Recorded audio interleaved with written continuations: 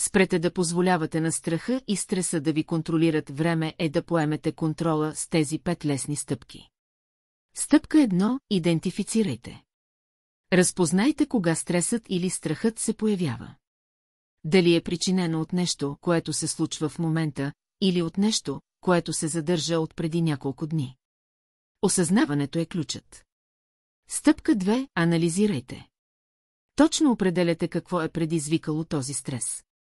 Беше ли някакво убеждение, като например водата е опасна? Разбирането на корена на проблема помага.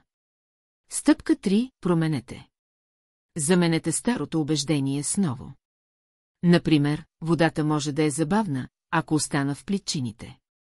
Повярвайте в това и вижте как магията се случва. Стъпка 4. Тествайте. Изправете се отново пред същата ситуация и усетете разликата. Ако не почувствате промяна, повторете процеса. Счупете тези вериги на убеждения. Стъпка 5. Изследвайте.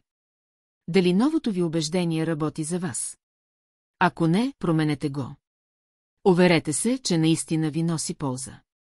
Запомнете, освобождаването от стреса и страха е пътуване. Кое убеждение ще промените днес? Споделете в коментарите и не забравяйте да се абонирате за още полезни съвети.